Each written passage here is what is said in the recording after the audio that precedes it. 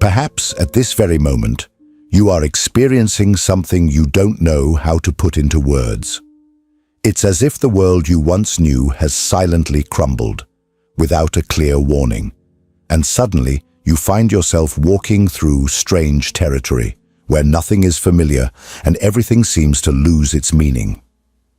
You wake up, look around, and the things that once gave you direction, your routine, your plans, your dreams, the certainties about who you were and what you wanted, now sound distant, as if they were memories from another life. And no matter how hard you try to cling to them, you realize they no longer fit. They no longer offer the same security. It's like holding water in your hands. The tighter you grip, the faster it slips away. And in the midst of this silent turmoil, perhaps an uncomfortable question has arisen. What is happening to me? Am I breaking inside? Has my life lost its meaning forever? This question echoes in the back of your mind, day after day, and its weight seems to drain your strength. You try to distract yourself, dive into work, social media, anything that alleviates the discomfort, but the feeling returns, as if it is always waiting for you the moment the noise around you quiets down. This feeling is suffocating. It's like being trapped in a narrow, dark corridor, where the walls are slowly closing in, and every step is taken without knowing if you will find an exit or a dead end. But I need you to listen to me carefully now. No matter how strange it may seem, this crisis is not your ruin. It is not a final collapse, a point of no return. It is, in fact, a birth. It is the moment when, for the first time, you stop living on autopilot and begin to see life without the filters you have always used to endure it. Kierkegaard called this anguish, not as a symptom of weakness, but as the first sign of a real awakening. Until yesterday, you may have lived following a script written by other hands, studying, working, building an image, starting a family, accumulating achievements that, deep down, were never truly yours. And for a time, that worked. Until one day, you began to ask yourself, but what about me? What do I really want? Who am I without all these roles? This is where everything changes, because this anguish is like a crack in the wall of a prison you didn't even know you were in. For the first time, you glimpse what exists outside, but to get out, you must cross the darkness and face the void. And it is in this void that freedom lies, a raw freedom, without a manual, without promises of safety. The pain you feel now is the price of abandoning the false stability of a life lived to please others. It is the shock of facing the fact that no one will hand you a ready-made meaning, and that it will be up to you to build it, day by day, choice by choice. I know that, right now, all of this may seem unbearable. But the truth is that, no matter how much it hurts, you are living the most important moment of your existence, the moment when the automatic you begins to die and the true you begins to be born. And no matter how uncertain this birth may be, it is the only door to a life that is truly worth living. From an early age, you were taught to believe that there was a safe path to follow. Perhaps you were told that life is a logical sequence. Study, get a good job, build a family, have a home, ensure financial stability, be someone in society. These ideas were presented as absolute truths, almost like natural laws, and you learned to measure your worth according to how closely you approached them. For a long time, maybe this worked. There was a kind of comfort in believing that if you did your part, everything would fall into place. It was reassuring to imagine that there was an invisible manual guiding every step, a script already tested and approved by generations. But there comes a moment when these answers begin to fail. It's not something that happens suddenly. It's more like a silent infiltration, a nearly imperceptible crack that spreads through the walls of your certainty. You wake up one day and realize that the stable job that was supposed to bring pride only gives you a dull emptiness. or that relationship, which seemed like the perfect destiny, no longer brings you the sense of belonging it once promised, or that faith, which once offered a solid foundation, now leaves you with more questions than answers. The promises that once motivated you no longer hold the same power. What used to be a reason to get out of bed now seems meaningless. It is at this point that Kierkegaard's despair manifests, not as a disease or a character flaw, but as a cruel and inevitable awakening. You begin to see that much of what you lived was not really your choice, but an adaptation to the expectations imposed by family, culture, and society. It's as if you had been playing a character for years without realizing you were acting. And when this realization comes, it strips away any trace of security from you because it destroys the illusion that the path was laid out. The most painful part is that even realizing that these ready-made answers no longer work, you still don't know what your own answers would be. You find yourself caught between two worlds, the old, which no longer serves, and the new, which is still unknown. And it is precisely in this space of uncertainty that anguish grows, spreads, and takes over. But it is also here that something greater begins, because the emptiness that ready-made answers leave opens up space for a different kind of awareness, one that is no longer satisfied with inherited truths. And it is about this awareness, about this moment, when you feel you have stepped out of autopilot and are facing an open and frightening horizon, that we will talk about in the next part, when anguish ceases to be just a burden and begins to reveal itself as a sign that you have awakened. If this content is making sense to you, click the subscribe button and subscribe to the channel. Thank you for your support. Most people spend their entire lives avoiding anguish. They treat it as an enemy to be defeated, a symptom to be eliminated, something that needs to be silenced at all costs. But what you are feeling right now, that constant tightness in your chest, that restlessness that doesn't cease even in moments of apparent tranquility, is not a flaw. It is a sign. Kierkegaard called it the dizziness of freedom. That dizzying moment when you realize that the solid ground beneath your feet no longer exists, that there are no strings holding you, and that everything ahead of you is an open space where any direction is possible. This vertigo is frightening because it reveals that until now, much of what you have lived has been guided by paths already marked by others. And now, for the first time, there is no one left to tell you what to do. Anguish arises when you are torn from the comfort of certainties.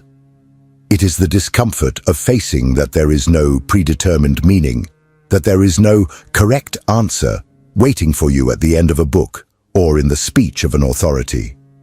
It is the raw awareness that, if life has any meaning, it will need to be constructed by you every day, from your choices and your renunciations.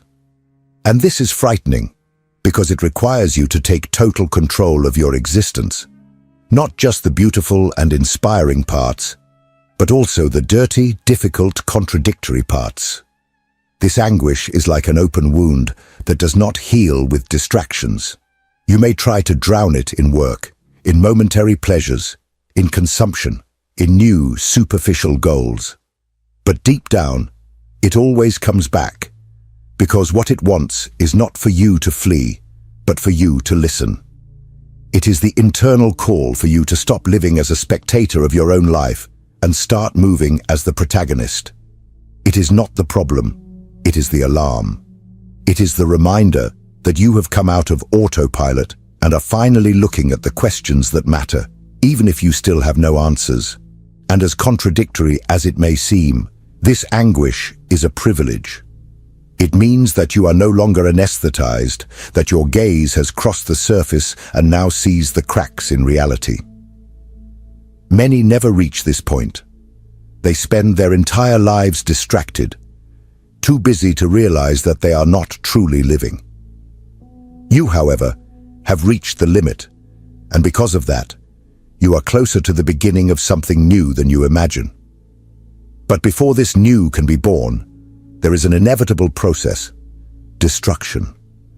Not a physical or material destruction, but the demolition of the illusions and internal structures that kept you trapped. It is about this fall, painful, necessary, and liberating, that we will talk about in the next part. There is a moment, in the midst of an existential crisis, when you realize that you are not just questioning one or another detail of your life. It's not about changing jobs, moving to a new city, or ending a relationship. These changes still happen within the same belief system that has always supported you. What is happening now is deeper, more radical, almost brutal. It's as if the entire foundation of your life is being torn away, stone by stone, until nothing remains standing. And this is frightening because, for years, you have built your identity on that foundation. When it begins to crumble, it's not just your practical life that seems to be falling apart. It's the sense of who you are that shatters before your eyes. This destruction is not optional. There is no way to build something truly yours without first demolishing what has been imposed, inherited, or accepted without question. It's like trying to build a new house on the unstable foundations of an old one. No matter how beautiful the renovation seems, the structure will give way. In your case, the old structure consists of the beliefs, values, and certainties that were instilled in you before you even had the chance to decide if they made sense. When these structures begin to collapse, the feeling is like being in a weightless space, with nothing solid to lean on, floating in a void that seems infinite. And this void is more threatening than any physical pain, because it is not just the absence of answers, it is the absence of a self as you once knew it.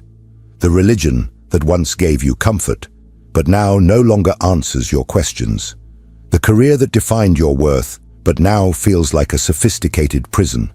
The relationships that sustained your self-esteem, but now sound like invisible chains.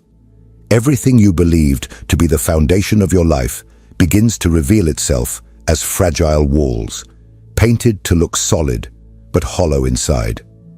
When these walls fall, you find yourself exposed, naked, vulnerable, before a world that seems vast and threatening. The paradox is that this loss, no matter how destructive it seems, is actually a form of liberation. Kierkegaard saw this stage as a process of purification. It is the clearing of the ground, the act of uprooting even the last roots of the illusions that kept you trapped in the paradise of unconsciousness. It is painful because it forces you to abandon the crutches that once gave you security. But it is also liberating because without those crutches, you discover that you can walk on your own, and more than that, that you can choose where to go. There are no shortcuts here. There is no way to skip this phase, because any attempt to ignore it means rebuilding your life on the same unstable ground that brought you to this crisis. Destruction is a radical invitation for you to take authorship of your existence, even if it means crossing an emotional desert, where each step is uncertain and each advance seems too slow. And it is precisely at this point, at the moment when everything familiar has been reduced to rubble, that the most challenging question of all arises. What to do now? How to traverse this void without getting lost in it? How to choose something new when nothing else seems trustworthy? This is where the most courageous moment of this journey comes in. The leap of faith, not in a religious sense, but in an existential one. And it is about this that we will talk in the next part. There comes a moment, after everything collapses, when you realize that there is no turning back. The old ground has been destroyed, and there is no longer a before to return to. It is at this point that many people freeze. They look into the void before them and wait, perhaps unconsciously, for someone to appear with a new manual, a new certainty, a new structure to lean on. But what Kierkegaard reminds us is that no one is coming. There is no external savior, no safe script, no bright sign indicating this is the right way. It is in this deafening silence that the most radical decision of all arises: To take a leap into the dark without guarantees, not knowing what you will find, simply because remaining still is no longer bearable. This is the leap of faith. And here it is important to understand that it does not have to be religious, although Kierkegaard used this expression within a Christian context. The leap of faith, in the existential sense, is the courage to live authentically even when you have no guarantee that your choices will work out. It is to assume that the meaning of your life is not ready, that you will not find it hidden in some old book or in the words of another person.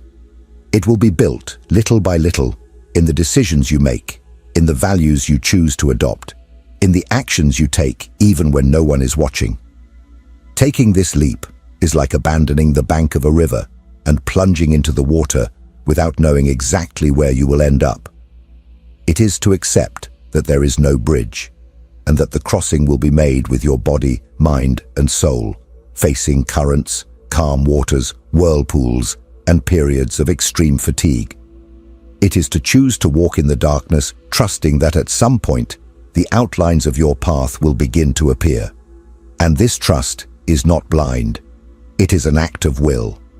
It is to decide that even without certainties, you will live according to what you feel is true for you, and not according to what others expect. The leap of faith requires you to commit to life in a radical way. This means not hiding behind excuses, not blaming fate, not waiting for the world to be fair before acting. It means accepting that each step is your responsibility, and that, if you make a mistake, you will learn from it. If you succeed, you will move forward. It is a high-stakes bet, and that is why so few have the courage to make it. Because it requires abandoning not only old illusions, but also the comfortable hope that there is an invisible safety net. And when you take that leap, something changes. It is not that fear disappears, it is still there, but it ceases to be your jailer and becomes a travel companion. You learn to walk side by side with uncertainty, to transform it into fuel, to let it keep you alert and alive. It is at this point that freedom begins to show its face, not as a distant dream, but as a reality that you live, breathe, and build every day. But freedom, as we will see in the next part, does not come alone. It carries with it a weight that is as frightening as it is liberating, the radical responsibility for everything you are and for everything your life will become. It is this dual face of freedom, blessing and burden, that we need to understand now. If what you're hearing resonates with you, you'll find real value in my ebooks.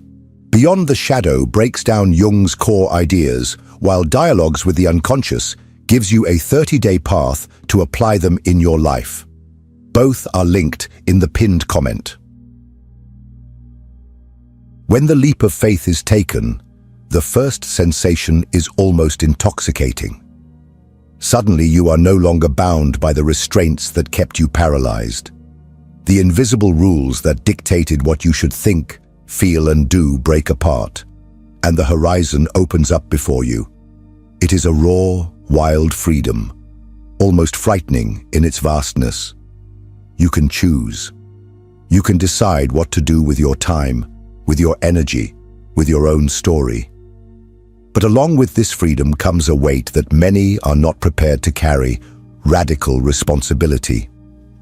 Until that moment, it was possible to blame circumstances, family, society, God, or chance. You could hide behind the narrative that you were just following orders, merely meeting expectations, just reacting to what life threw at you. But by acknowledging that you are free to create your own path, you also recognize that there are no more excuses. Everything you do, or fail to do, will be the result of your choices. Life ceases to be something that happens to you and becomes something that happens through you. And this is frightening because, if before failure could be attributed to external forces, now it is also yours. This radical responsibility means looking at every aspect of your life and understanding that you are the sole author. If you are not where you would like to be, there is no one to correct the course in your place. If you want something, it is you who will have to move the pieces. There is no longer the comfort of believing that there is a hidden script that, in the end, everything will be all right. What will go right or wrong depends on how you act, decide, insist, and, most importantly, how you remain true to what you believe to be true for yourself. This is why many reject this freedom, because it is not sweet and romantic as movies suggest.